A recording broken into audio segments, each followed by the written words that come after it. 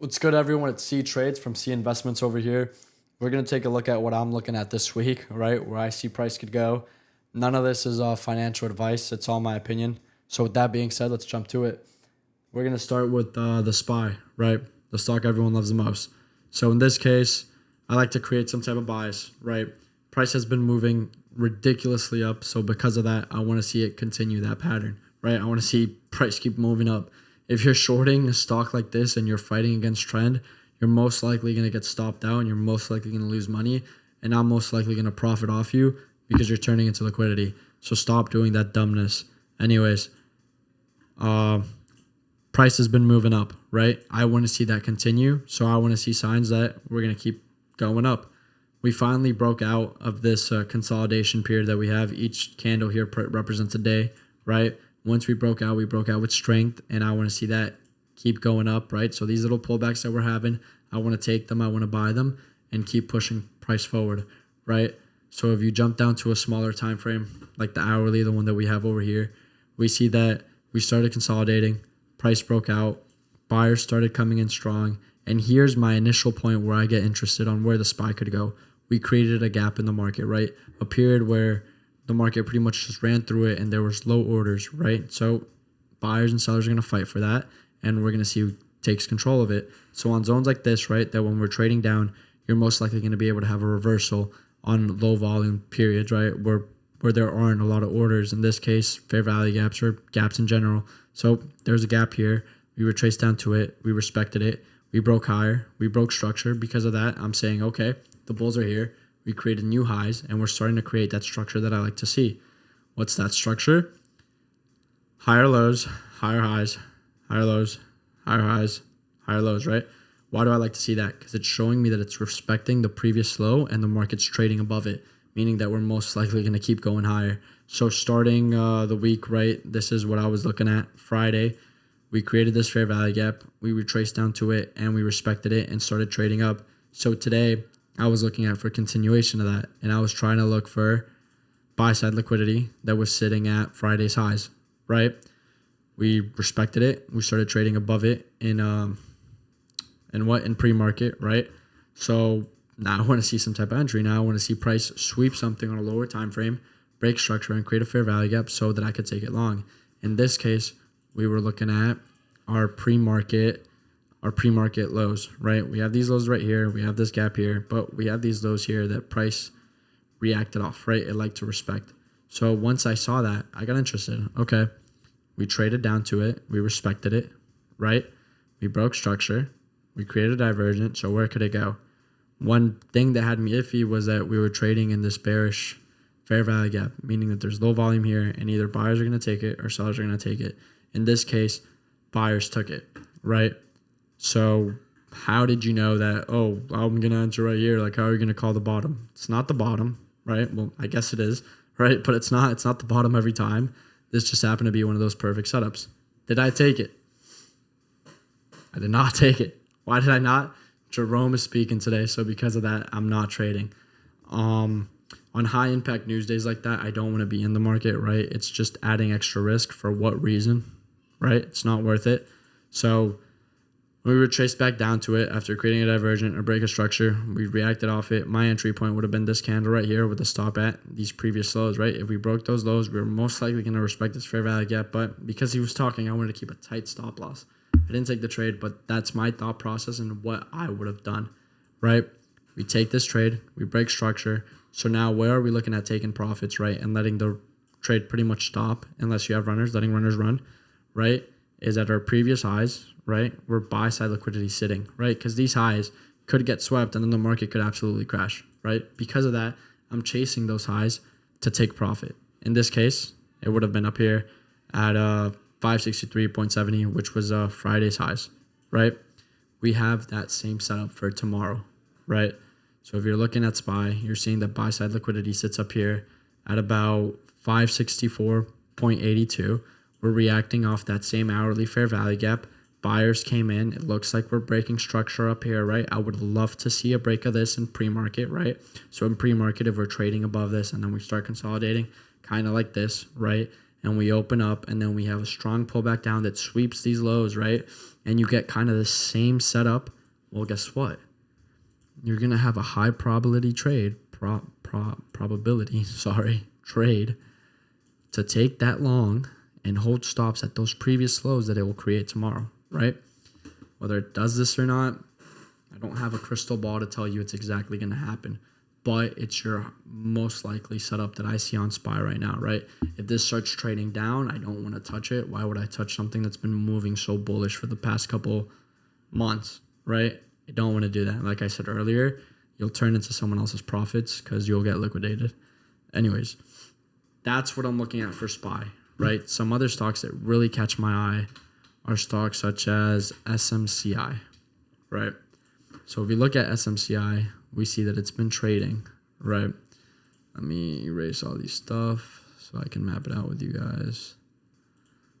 Boom, boom, boom. Let's jump on the hourly. It's been trading in kind of like the sideways momentum, but it's been showing us bullish structure and bullish signs that price wants to go higher, right? That price could be aiming for these previous highs at 1,010, right? So I'm kind of looking for that too. I want to see price keep that bullish momentum going, right? In this case, this fair value gap that I had mapped out, right? Looks like we're still respecting it. We haven't broken this lows. So that's kind of like that divergent I like to see. Boom. That's where the money's at. We're starting to create that structure. So in this case, if we open in pre-market, right, and we start to break out, I want to see for a retracement on the 1 minute, sweep some type of lows, take a fair value gap for continuation, and aim for previous highs. In this case, I would be aiming for these pre-market highs that it caused, right? This is where your buy side liquidity would be sitting at, right? It's an easy trade. It's very easy. You can reduce risk, or you could swing it all the way up to 115 or wherever it's at, 114, these previous highs, right? I honestly think this is looking extremely bullish. Buyers are going to want to take it. We've been respecting this. We're in this bullish trend, right? We're showing signs that we want to break higher. If we do break higher and you really want to swing this, you could look at for some contracts a couple weeks out, and you could be aiming for these highs up here. Do I think we're going to get there?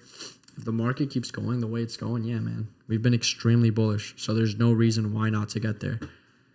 And now let's take a look at Tesla. It's been moving like crazy, right? On Tesla, I want to take a look at this. So we reacted, right? We traced down, reacted, traded back up, opened up here with a gap, respected that gap, traded back up.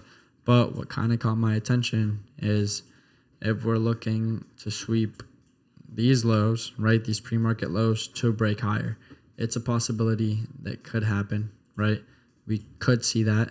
If that does happen, you want to see a nice break of structure on your hourly, right? So up here, boom.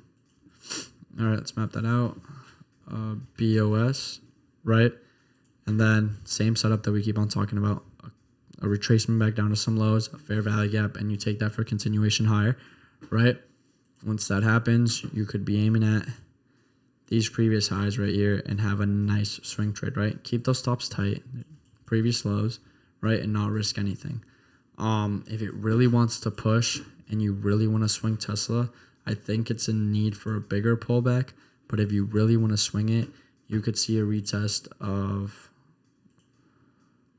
what is that?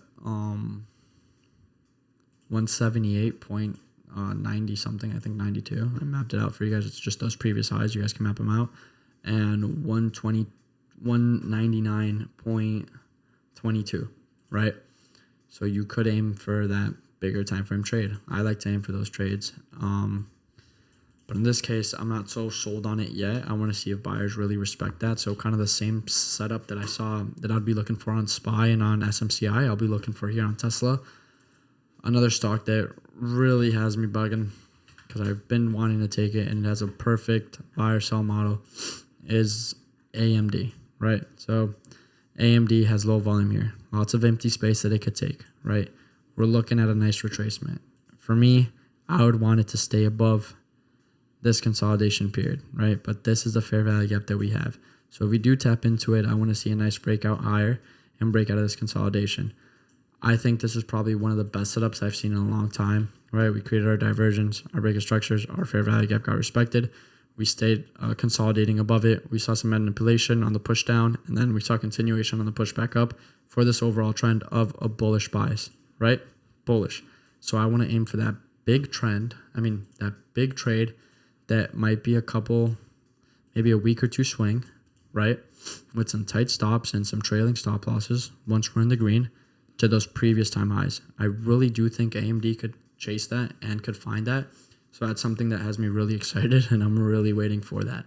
Another stock that has empty space that it wants to take is Palo Alto. I'm a big shareholder, and I love holding this stock. I think for the future, it's probably going to be one of the most beneficial stocks that you're looking at. They deal with cybersecurity with all this advancement in AI. We're going to need cybersecurity, so this is a huge company. I bought the dip actually when earnings came out. Reason being is because earnings came out great, right? We surprised earnings by 12.34%. We surprised revenue by 4.125 mil, right? Why did I buy it? The only reason the market dropped is because they expected a lower earnings report from previous, right? And they said that they were going to slow down operations because they wanted to know what's going on with AI so they could really focus on, defending AI because this is cybersecurity, which to me, that's extremely bullish because they're looking for the future. So the second that market dropped, I bought some. We had this big rally because Nancy Pelosi bought some too, and it was leaked, right? Everyone found out. I've been holding shares. I've traded this up here. I was aiming for this, didn't get there, so I got stopped out on green, positive, right? I got stopped out on profit. This pullback, I don't think I took this pullback, but I did take this breakout right here, which I really liked. I think we saw on Palo maybe like 500% returns on a swing. We also saw some crazy returns on Dell, but it's forming again for a nice push up. I think the second we break out of here and we can find some clear entries, again, fair value gaps for continuations, we could be aiming for 359.58 to seal this gap, right? Or the bigger picture that I'm looking at is to really take out these previous highs, right? 380.83. I think by next month, right, is their next earnings report. We're definitely going to be trading above that, and they're going to be very excited on what news they have coming out and what have they been building up since that previous earnings report, which was about 6 months ago. So I really see strong and bullish signs for this stock. Yeah, it's pretty much what I'm looking at for this week. If you like these kind of videos, man, be sure to leave a comment, and I'll keep making more of these. Follow me on Instagram, on TikTok. I'll have it all posted down. And yeah, bro, if you like this community and you like what we got going on, join it, man. It's a great community. I have a couple guys in there. We have about maybe like 40, 50 members. I trade live every day. I show what I'm doing, my live positions. None of it's financial advice, but you could learn and benefit a lot from it. So, yeah, catch you guys in the next one.